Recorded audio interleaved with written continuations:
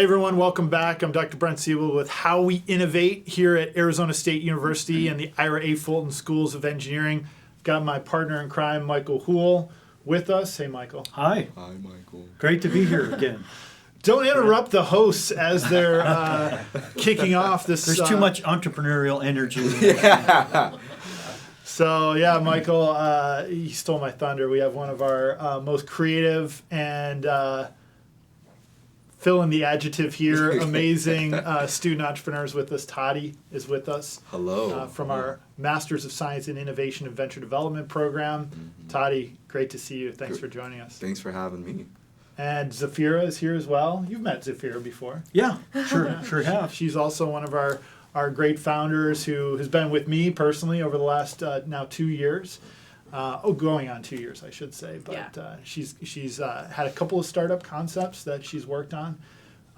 So Michael and his team at Houle Curry Law are great supporters of early stage ventures that are helping not only students, both undergraduate and graduate, get going in the right direction, but also our faculty who are developing inventions in our labs all over the university, spin those technologies out into the marketplace. So here in Phoenix, Arizona, you've been a champion of helping these early stage companies for what now, 2 decades? Over 30 years. 30 years? Yeah. Oh my God. Wow. Not that old. Yeah, we've worked with a lot of entrepreneurs that, some number of them every year have success, however you define it, but they grow a company and they have some kind of an exit. And they tend to become investors after that because, like I said, my theory is if you have the entrepreneur gene, it stays with you until you die. Yeah. So even when you sell your company, you got to express that some way. And typically it's by being an investor because you don't want to go through the pain of starting another company. Most of the time. Some people are crazy and they do it a few times in a row. But anyway, so that's kind of what we do. And along the way, we've decided to support young entrepreneurs principally in any way that we can, and we do things with ASU. We sponsor, we put up prize money for pitch events. Mm-hmm. We just do a lot of things, primarily around capital formation, because that seems to be a big need for early stage companies. So we do a lot of things in the community around capital formation. Yeah, I'm glad you brought that up because these two have opportunities to pitch. In fact, this afternoon you'll be presenting your latest iteration of your venture evidence-based pitch. And there's going to be a seed award presented to you guys. I'm not going to tell you. I don't want to give away, but I know you've already been earmarked for seed funding within the program that you're involved in. So with that said, Michael, one of the most common questions we get, and I'm curious to hear from both of you, is how do I set up my initial venture entity to receive either grant funds, friend and family fools funds, or friend family fools funds. Yeah, you've heard of that, haven't you? Oh yeah, I've been a fool before. Yeah. Well, you still have many years to foolishly invest in startups, but yeah, Michael, what do you prefer? Should they set up a sole proprietorship, an LLC? Well, I think the primary first question is, is it just you, or do you have co-founders? What's the relationship? And then, how far along are you as far as, getting ready to go to the market? Right. That dictates a lot of what you want to put your resources into. So I formed us as an LLC. Mm-hmm. I have 3 other co-founders. I put myself as the managing member. Okay. But so that was some of the ambiguity in when I made the LLC. I only put myself there because I was like, this idea started with me. It is me. I got the EIN, and now I have co-founders. Now I'm like, how do I conceptualize them on paper? Yeah. Like, do I go back in that paper and put that they're members of it when we do the operating agreement? Like, there's some of that ambiguity there. Yeah, you'll have to resolve the business deal among yourselves mm-hmm. so that you have a good foundation. How about yourself? For me, it's just me. Okay. I'm a solo show right now. Well, that's good. Yeah, I mean, so if you're going to go raise money,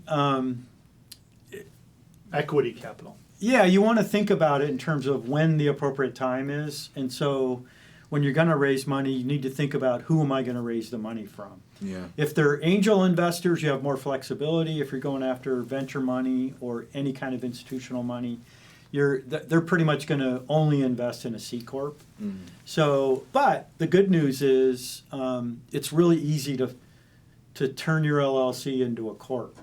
So I have a lot of clients over the years. They'll do friends and family. They'll start out as an LLC. Because it's more flexible, you can like design your relationship among your founders however you want. You don't have to file a lot of annual reports and things like that. And then you know, if you're bringing in equity from like, you know, friends and family, like we say, they will invest in that kind of entity.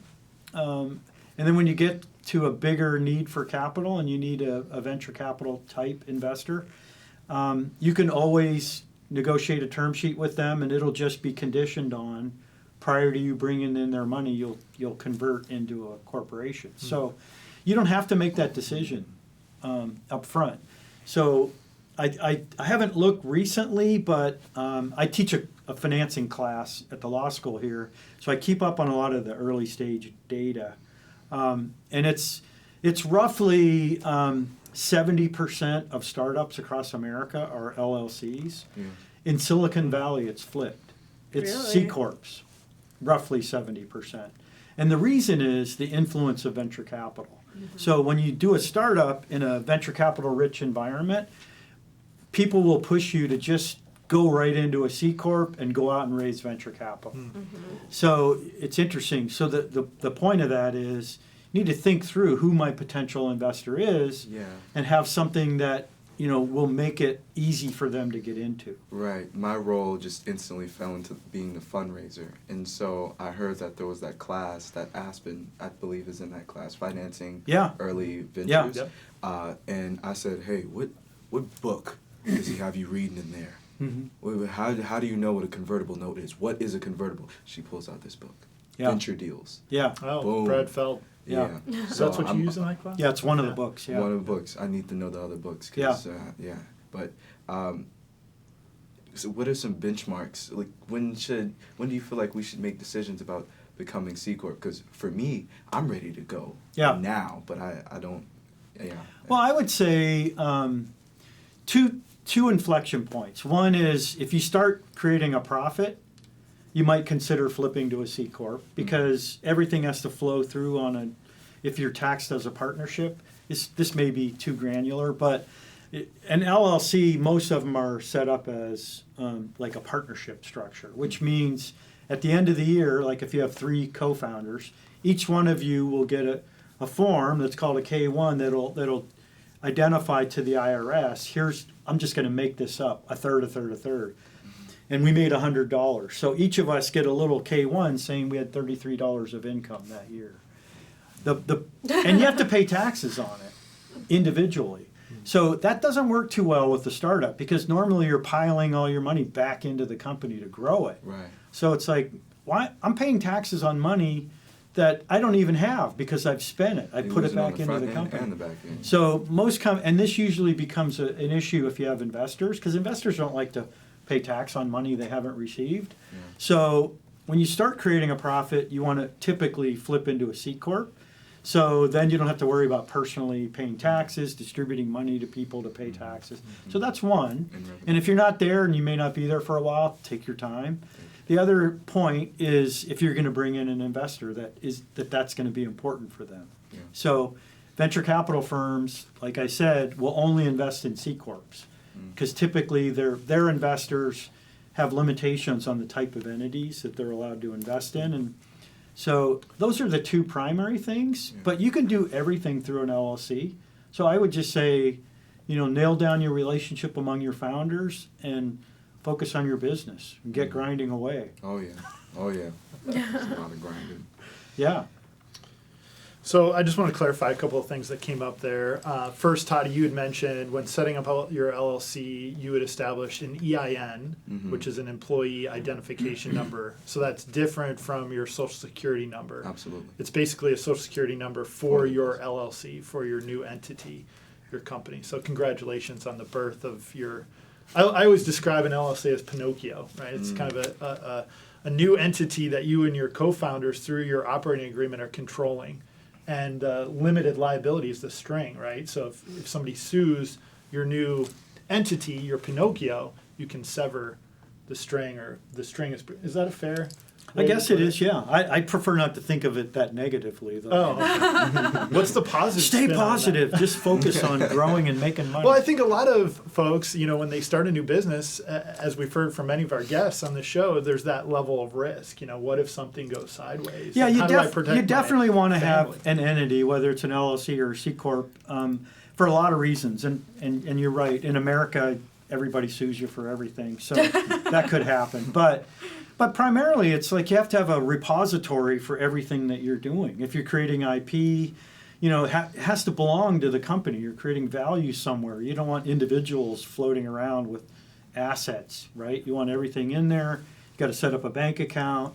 And you got to demonstrate to people you're going to be dealing with, investors, people you have business relationships with, that this is not a hobby. This is a real thing. I'm not dabbling around, and if it doesn't work out, we're just going to peel off and go do something else. You have to demonstrate commitment. And so, to me, the very first demonstration of commitment is you form a company. Yeah. And you set it up as a real company. So what are your thoughts about Zafira's situation right now? She is essentially considered a sole proprietorship. Yeah. Because her company, Food Tracks, is one and the same with her as the founder, and she's using her social security number to establish. If you haven't done so already, you will need to open a business bank account. Yeah. So what's your thoughts? I would about still. I mean, it's not that expensive. You could form an LLC, single member LLC, Yeah. and you don't have to get an EIN if you're a single member LLC. Yeah. You could still report everything on your social security number. Uh-huh. As soon as you get a partner, then you have to get an EIN for the entity. Yeah. But I think just having a real entity, because again, I want to know that you're serious about your company. Absolutely. Don't just tell me, oh, I'm going to try this. Plus, I have these other 3 things that I'm doing. So, no, I want to know you're all in on this if I'm going to do business with you. So. Right. And then Toddy, the other thing so good advice. Thank you, Michael. I learned something today about the single member LLC. You can still use your social security to get that set up. That's interesting. Yeah. But for Toddy, you've made this leap into the LLC, and you said you 3 co-founders?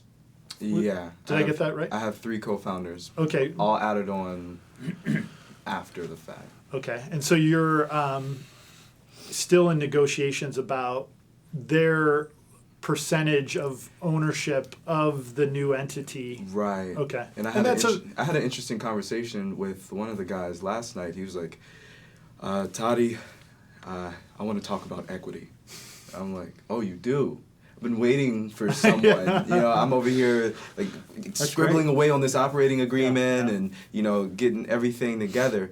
And I'm like, you ready to talk? Well, there's a lot of hard work to do right now to figure out what the equity is. I need some help. Let's go in the trenches and make these numbers make sense with each other. Yeah. So that was a really good indicator that he is someone that I want to do business with. Because it's like, we can do all these creative, fancy things that our business needs to develop, but I want someone who's going to be willing to go into the trenches of equity and ownership with me as Skin well. in the game. And for you, because you do have co-founders, I'm going to tell you the most important thing that you need to know right now, and that is when you have co-founders coming together, it's really critical if it's predicated on sweat equity, people are going to be contributing, right? That you have some kind of vesting, and that's good for you and them, because I drag out this war story of it's real life. I had a doctor and an engineer that created a medical device, and the doctor was supposed to write white papers and do all kinds of things medically, and the engineer was supposed to do the engineering stuff with the product. About 10 months into it, the doctor moved to Hawaii and decided he didn't want to do it anymore, but he owned 50% of the company, and it was impossible to get it back.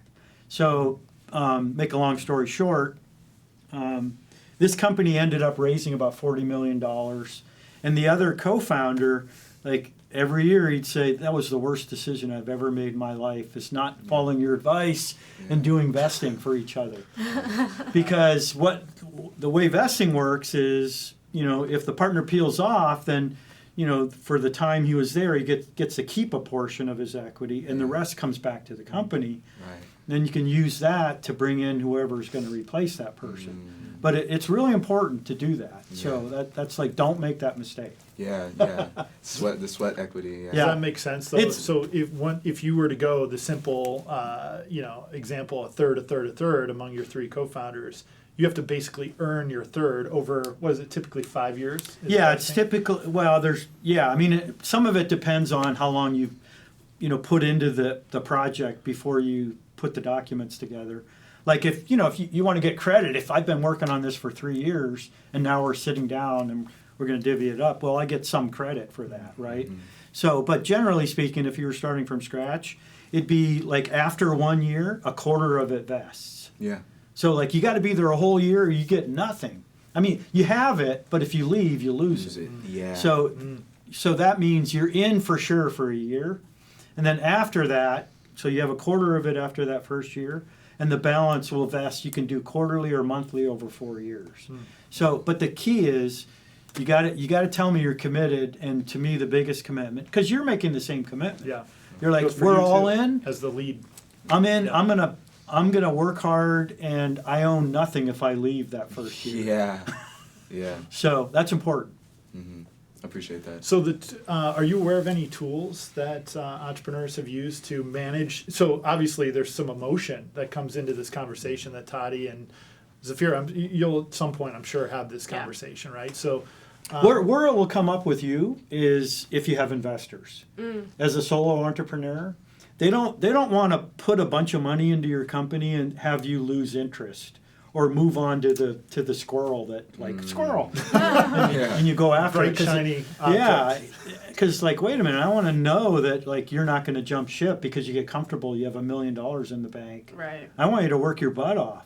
So a lot of times investors, if you own 100% of your company, they'll say, I'll put my money in, but I want 50% of your equity to vest. Oh, So okay. even though you think you own 100%, if you ever leave, some of it comes back. So they want to make sure you stay tied to the company. So, Yeah. But what were you saying about tools? Oh yeah, I'm just knowing how sometimes emotionally charged those conversations can be with, not as you just mentioned, not only co-founders but with future investors. Are there tools that can help guide that conversation that you've seen entrepreneurs leverage? Whether it be a book, like I don't know if there's a chapter on that in Venture Deals, by the way, written by Brad Feld, Yeah. a fantastic community leader out of Boulder. Yeah. So, but I think you just go with like what's custom. It's really important. Like one of the things I talk about a lot in my class is if you're going to have a startup, then make sure you're dealing with people that are like familiar with the space. Don't use your uncle's estate planning lawyer, to start my company if it's a high growth startup and I'm going to have to deal with all these issues because they're not going to add a lot of value. I mean, they can do basic legal advice, but so you need to have somebody who's like lived in the space, and then a lot of it is just understanding what's market, right? So there's different tools that I'm not sure where you'd access it on your own, but like we pay a lot of money for different market tools that tell us. Like we can do searches on what's market for What kind certain of tools? deals and terms and stuff like that. What kind of tools? He's not gonna. Can't let them go. Can't let them go. Yeah. So, but like the quarterly vesting, for example, that's just a market term. Yeah, that's in Venture Deals.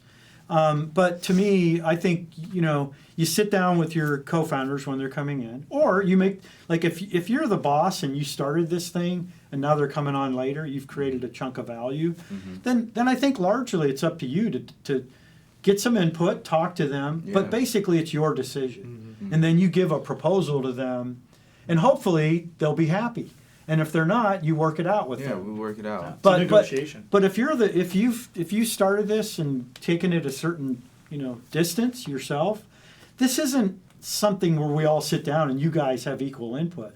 No, I'm going to come up with something that I think is fair for everybody, and then I'll propose it to you. And if you don't like it, maybe we'll tweak it a little. Yeah. But I mean, like, the other thing is, don't give away too much equity too early. Too early. Yeah. Yes, that's been So- my recent lesson. Yeah. Exactly. Like, so, because sometimes there's a lot of camaraderie with your co-founders in the beginning, and you're like, yeah, this is great, and you're gonna get 10% of the company, and after a couple months, I mean, I have so many anecdotes about this, but like, a co-founder decides to go off into another city and work on his higher education when like that came out of the blue, Yeah. when you were supposed to be like, in the trenches with me, Mm-hmm. running this company.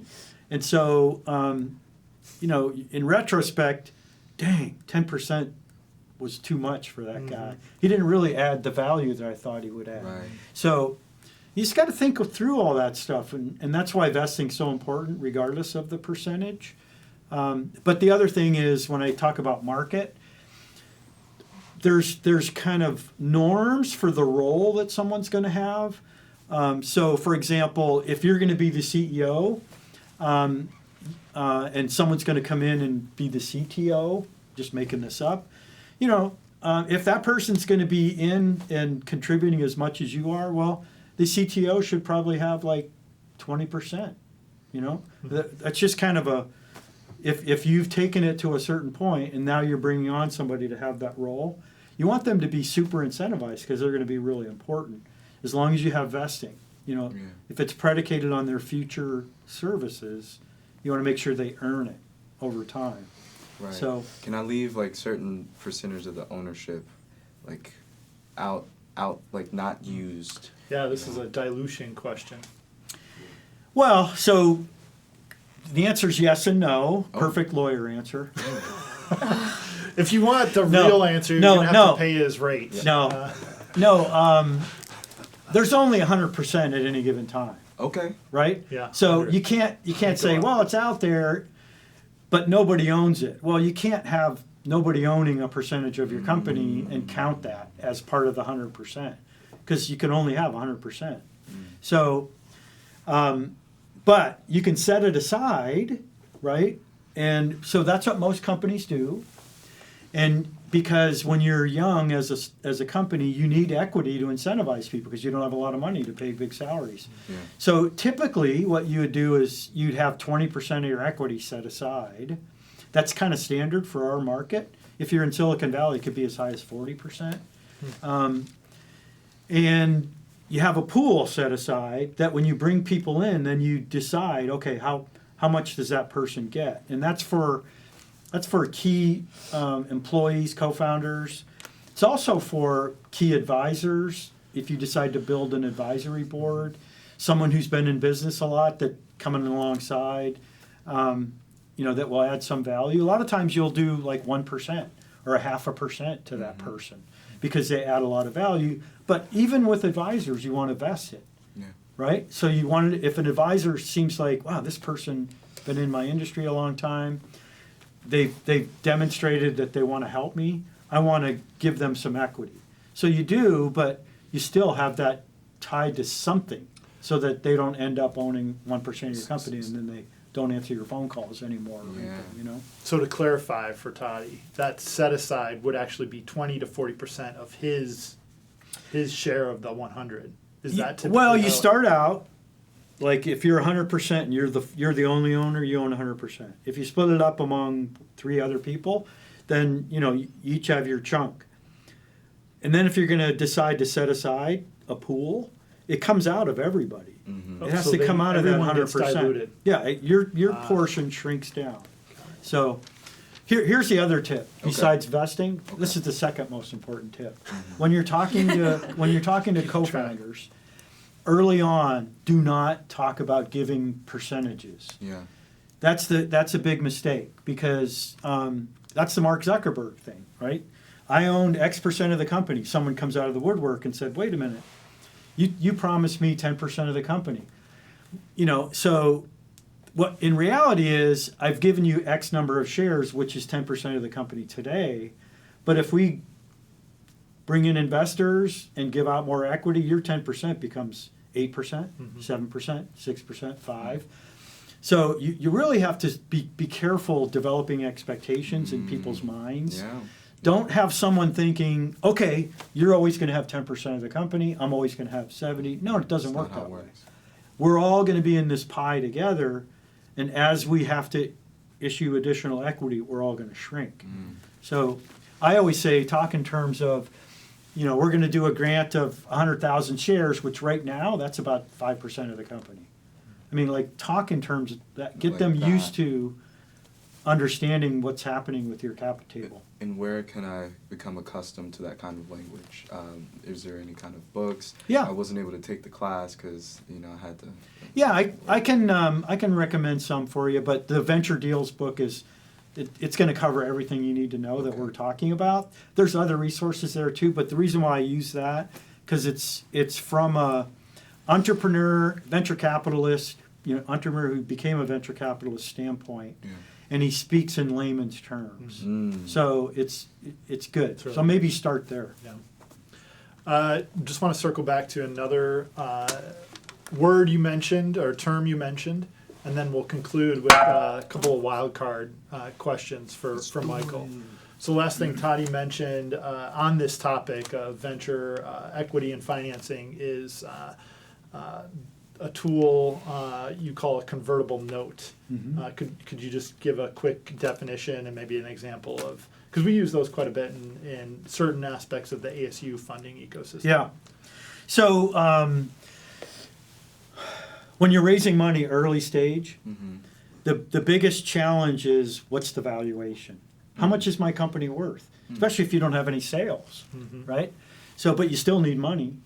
And what has evolved over time are instruments that allow you to bring money in without putting a stake in the ground as to how much your company's worth. Basically, with a convertible note, what you're doing is saying neither one of us can feel comfortable that the value is X because we're so early and we know we're going to go raise money later when we start having revenue and whatever, but right now I need money to get launched. So you just put it in as a convertible note, and what we'll do is we'll kick the can down the road as to what the value is. So you give me $100,000, and what I will promise you is when I do raise my $2 million in the next 18 months, whatever it is, when I negotiate that price with that investor, that will become your price, except you'll get a discount off the price. And usually the discount is 20%. So, and it depends on how the distance between now and when you think you're going to get your financing. But in the typical scenario, it's a 2-year note, and it'll have a 20% discount. So it'll allow the investor to put it in as debt, and it'll convert when you do your next fundraise at a 20% discount off the price you negotiate with that person. So that way, we don't have to worry about price right now. And it'll be established in an arm's length negotiation with an investor when I raise big money, and you'll get the same terms as them, except you'll pay a lower price. And the note will just convert from debt to equity at that point. So yeah, Toddy, I see the wheels turning. We had talked about startup valuation in a prior episode. And Michael, very quickly, you had a great response to that question. You actually look at the market. Yeah. What in all of the startups that exist, the middle of the road valuation for any company, regardless of industry, is what you said 600.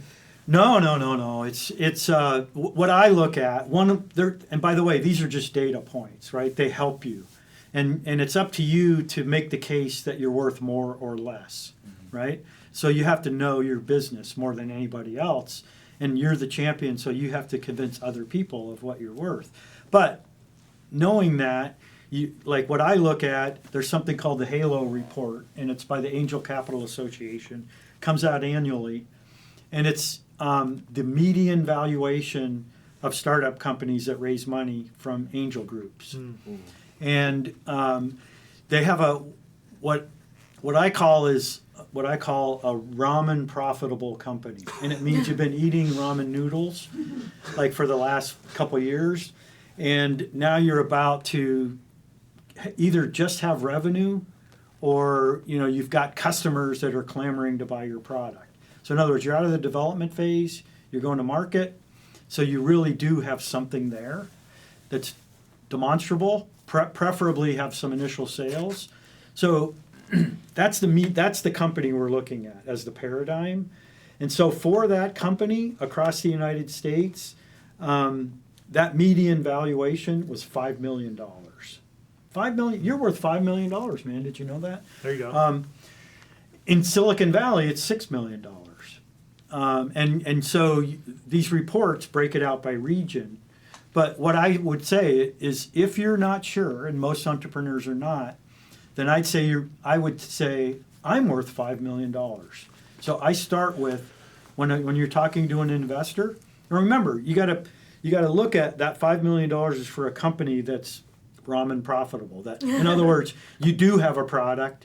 You're either selling it, you've demonstrated people will buy it, or either they have bought it, or you have some proxy for them actually paying cash that's credible, and you have a real business there, and there's a market, right? So then I would say I'm worth $5 million as a starting point.